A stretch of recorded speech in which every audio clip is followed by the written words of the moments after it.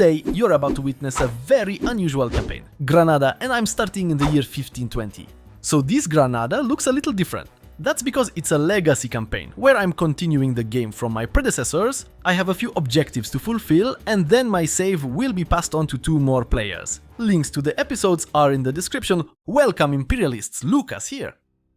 Alright, I have to admit, I'm totally screwed. Because I've inherited a country with inflation, low income, 1000 gold in loans, no army, manpower growth is non-existent, and the lack of crown land means that autonomy in my country won't improve anytime soon. Everything is incredibly red. And someone even took defensive ideas. I hate those ideas, they're useless. I'd much rather have mercenary ideas. But I can see a lot was conquered, including Egyptian territories, so I guess the first task is complete. Actually the second, because nobody said I had to conquer all of Egypt. That's definitely the case. If I had to conquer all of Egypt, it would mean an inevitable and likely unwinnable war with the Ottoman Empire. They have like 10 times the army I do. I still have unfinished religious ideas and I'll probably complete them. That choice was probably made because I have Ibadi religion and everything had to be converted to the one true faith. I don't have any advisors, which isn't surprising because I couldn't afford even the cheapest ones right now. Okay, maybe one. A garbage heir. My army professionalism is currently at 1% and I'm supposed to reach 50%. And worse yet, my alliance with the Ottoman Empire is at risk because I have under 40 trust points with them. That means once they end their war, there's a real chance they'll instantly break the alliance. Oh, and the whole country is on fire, which makes sense, probably due to religious conversion. From what I can tell, I can't embrace any institutions because I can't afford them, but I don't need to dev anything either. What does make me happy is that France is in bad shape, since it's next to a powerful Britain. Stage 1. Fix the country. I'll start with the Ottomans.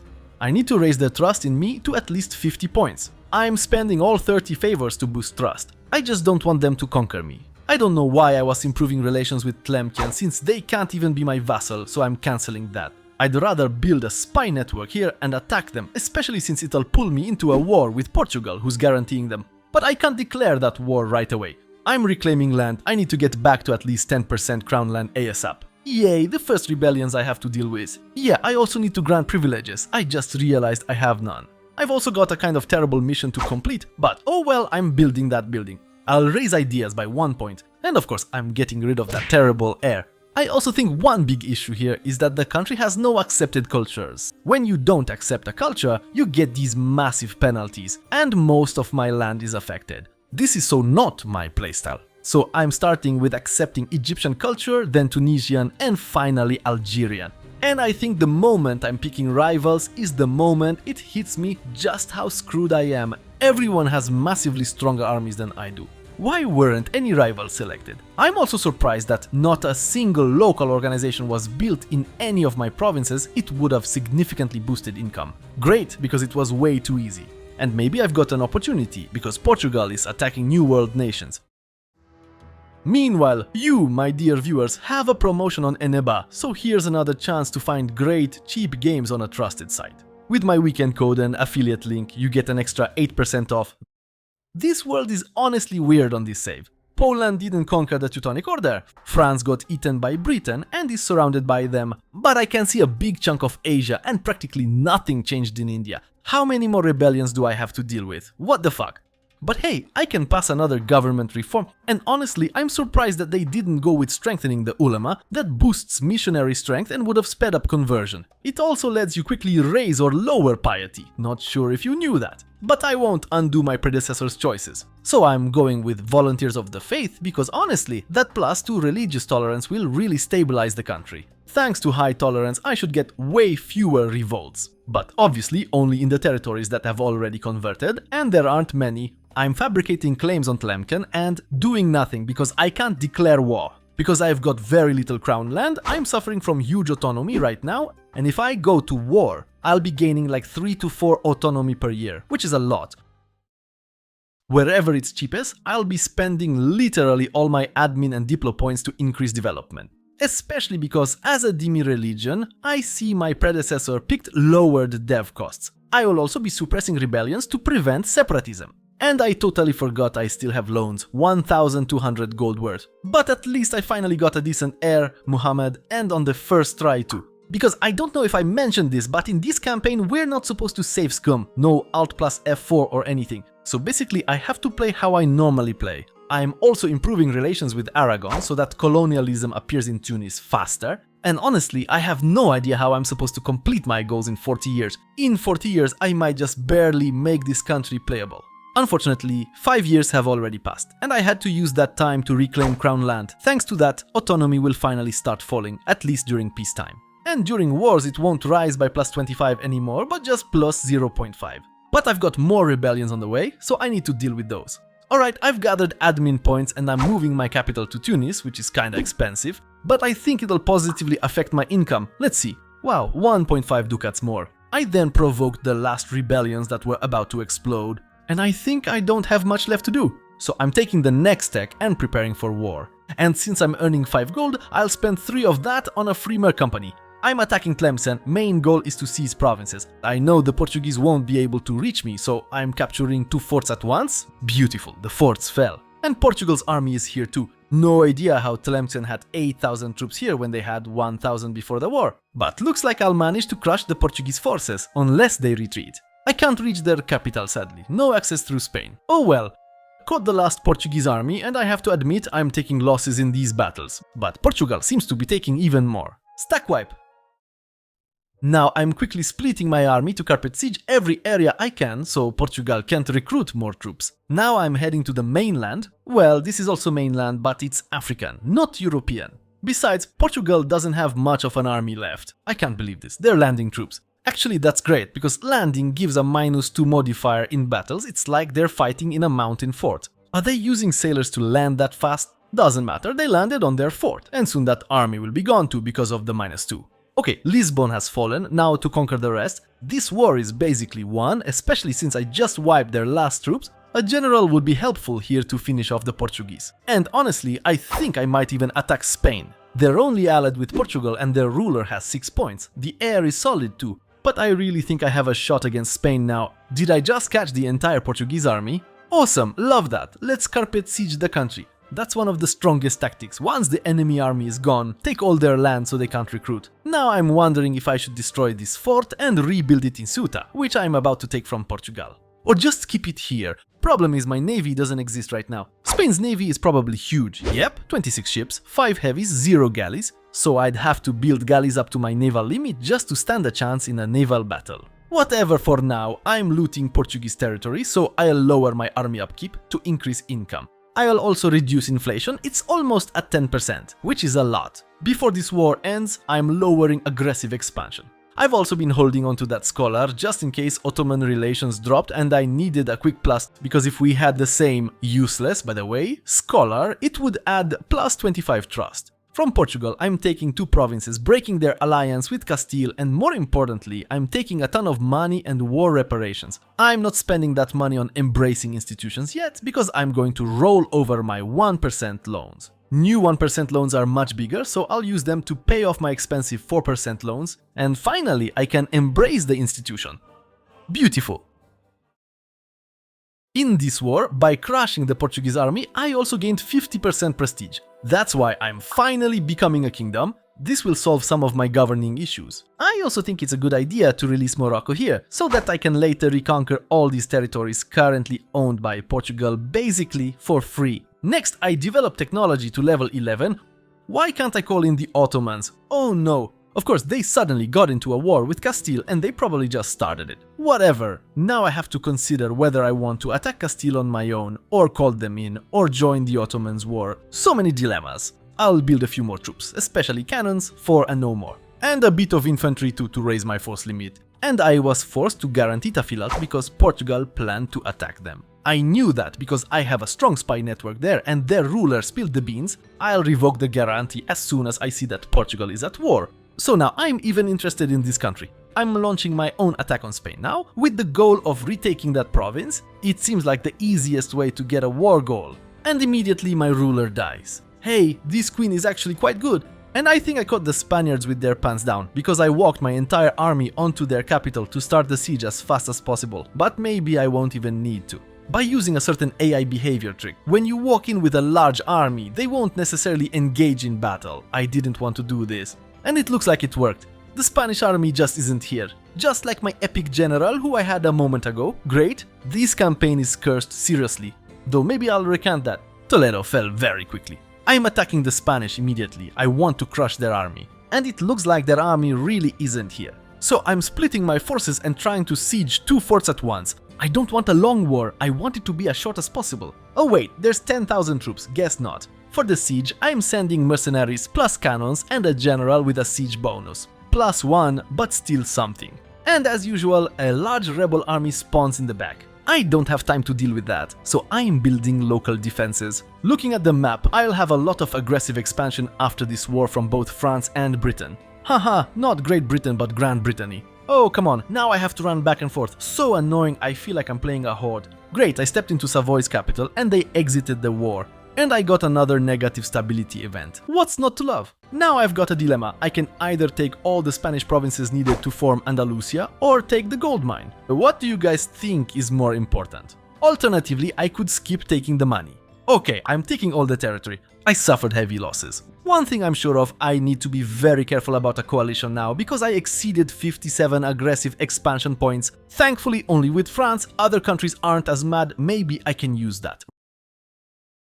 Right after the war, my amazing ruler ascended the throne, and the heir is also pretty solid. Even has the same name, so I won't confuse them. Time to return home and deal with rebellions. Since most of the newly conquered provinces are Andalusian in culture, I won't loot them. I won't lie, I was tempted to. I'll just core them all normally. I think I'll also complete my first mission today, which reduces development costs. Though I'm not sure where exactly. Only in that one province, better than nothing. Don't tell me I could have gotten the gold mine bonus and this year. Oh well, the Russians got it. That bonus gives 100% gold output from the first gold mine acquired outside Europe by a European country, and I could have had it here. All because of those evil Portuguese, I won't forgive them. Now, the most important thing for me is to unlock diplomatic tech level 9, because it'll let me, by building spy networks in more developed countries, reduce my own tech costs. Exactly as written here. So I unlock diplomatic tech 9, but I'm not touching admin tech yet. I'm finishing an idea group because each level reduces tech costs by 2% as well. Also, I could use the tech cost bonus from Dimi, it's 10%. I have Dimi, since I have one Catholic province now. Of course, the Ottoman Empire immediately called me into some dumb war and now everyone's attacking me. Though I have to admit, at least I'm winning the battles. And I'll probably gain a lot of favors from it. Beautiful. How many points did I get from that war? I had about 20 something. So now I use at least 50 points to increase the Ottomans' trust in me. I'll save 20 so they can support me in a future war, though I'm not planning one just yet. And since I'm making money, I'll even try to raise professionalism, so I'll drill my army. Though professionalism won't grow very fast this way, another method is recruiting generals, but can I reduce those costs somehow? For now, the top priority is developing La Mancha to max level, at least to 10. Really, Osman? Decline? Sorry, but I can't survive a war with the Ottomans right now, and Aku Koyunlu will fall anyway. I'm now building spy networks in both Portugal and the Kingdom of Aragon. Once I find out they're in a war or about to attack someone, I'll strike too. Oh, an opportunity. Something just got released. I've also recovered enough crown land for autonomy to drop reasonably in my country, though it's still far from perfect. Worst part is I can't reduce autonomy manually, and I also can't really afford government buildings. Okay, the mine is ready. And thanks to it, my income finally looks decent. Though I'd have been happier with 2 mines, but fine, I'll pay off some of my cheap loans, since I'll soon be able to take out more anyway. I think my next target will be Portugal. In 5 years our truce ends, and they're only allied with Great Britain. I'm also changing my reform to this one, it's just too strong not to use. Though it will empower my estates a bit and weaken the Dimi. Now I can gain 100 piety for losing stability or mysticism. Yes, lower autonomy please, thank you. Even though the Emperor of the Holy Roman Empire turned out to be Bohemia, I'll be honest, Austria is still extremely powerful. So I'm scared to attack Aragon to reclaim the few provinces I need to form Andalusia. It doesn't help that my wonderful ally is so deep in debt they're completely useless. If I enable manpower bonuses everywhere, I actually get a decent increase. But that's an expensive game to play. Okay, I've unlocked diplomatic tech 10. And now I'm starting to build my galleys. I need them, they'll be crucial for the wars I'm planning. Unfortunately, I won't have military dominance on land. But maybe if I can set up a strong blockade, I'll be able to handle the French army. And my relations with the Ottomans, I'll probably just use them to send me manpower. Because I need it, and it just so happens my truce with Portugal ended. So I'm disabling all manpower edicts, which should slightly reduce it. Thanks to that, I completed a mission for a cheaper advisor. Oh come on, how many countries did Portugal drag in? Even Poland joined the war. Because they took Defender of the Faith, probably the first time I regret that Poland didn't fall. Alright, raise the army, take out loans, I've got military points. This has to be done quickly to knock Spain out of the war with Portugal, and I should be able to manage the rest. I doubt Poland will even show up, but we'll see, maybe they will. And I declare war for reconquest of Tangiers since it's the highest development province, so it'll cost only half war score as the main war goal. This one, Tangier, no, this one. No allies versus 130,000 troops, oh my god! And really, I'll have so many enemies that without building galleys I don't think I'll make it. So I'm building up my fleet to 40, even going over the limit. I'll add more cannons to my army. That trade bonus is useless to me, but that advisor would really help? Wow. Not useful, because I've only got 4 trade ships, so it won't do much. And I'm attacking Portugal, aiming to take Tangiers because it's the highest development province. Then it'll cost only half war score if it's your main goal. Unfortunately, with no allies, I'm up against 500,000 armies. I immediately barrage and take Toledo, wait for the rest of my cannons to help with the siege. Somewhere around here, a rebellion popped, great. I'll deal with that. Actually, I'll slow down the game a bit because there's just so much to do. Beautiful, I move onto the fort, barrage it 21% instantly. Hopefully those 2 forts fall quickly, then this war should be quick. Oh come on, the Pope is landing troops. Portuguese ships are going down, literally the whole transport fleet, then come the heavy ships. Would be great to catch and destroy them in a separate battle before the English arrive. War goal secured, so now I need to capture another nearby fort. And in the north, I'm crushing the Portuguese armies. I'm sending the Merc army back to home territory, it'll recover manpower faster by about 30%. I'll split the rest of my army into smaller groups and do a 5k carpet siege to knock Spain out of the war, though I still want some money from them. Finally, something goes my way, military reform or naval reform. Or both. Honestly, in my case, I think I'll take both. And now, to end this war, I need to get a lot of access routes. Because I saw Polish troops coming my way, that means they won't be in Poland, and Poland is very easy to knock out. Just take Krakow, the capital, and basically everything without a fort. I just have to do it quickly. For now, I'm dealing with pushing back the British, who are being very supported by the Portuguese. Okay, now comes the long journey to Poland. But I'm already outside Krakow. Now, to avoid wasting a huge amount of Diplo points, I'm cancelling all military access. And luckily, Poland was attacked by the Ottomans, the Ottoman Empire, the most useless ally ever. I don't know what happened, but Poland is being attacked by a huge number of countries. Why, Poland, did you defend the Catholic faith? And to top it off, Poland will now pay me tribute. So now I return. And I'm playing a bit of cat and mouse with the Portuguese AI. See, I hide my fleet, Portugal heads toward my capital, I sail out, reset their path, and I keep doing that just to capture their capital, this way they won't go anywhere else. Then I bring in my troops and crush them and wipe their army. I'll also try to sink the British fleet and then blockade their coast, maybe that'll get me peace with Britain. The worst part was getting Poland and Britain out of this war. It took forever, but in the end I'll probably take everything I wanted from Portugal. I'll even break their alliance with the English, they'll give me money. I completed another mission that gave my heir a bonus, he's really solid now. 5, 4, 6 and reduces advisor costs. Next up, another war. No, this is a joke, right? Another country bought Defender of the Faith. Now I know how you all feel in your own campaigns. I'm attacking Tifel for the gold. A consolation prize, my second gold mine. I'll have to convert it to Ibadi. Anyway, it's January 1st, 1560, so time's up. And I didn't conquer all of Egypt, though I do now have an army that could. And the Ottoman army is even smaller. But that would be a 5-year war at minimum. I admit I could have raised professionalism at the cost of tech development, though I gained 29 points, which isn't bad. And unfortunately, I couldn't leave Andalusia in a war, so I wouldn't have been able to win battles with France. Though I could declare war, win one battle and then capitulate, but then my successor wouldn't be able to press this button. And if you want to see what happens when he presses that button, watch the episode on his channel. Because he'll inherit a country that makes money, has an army and a decent manpower recovery. And he'll pick whatever idea group he wants,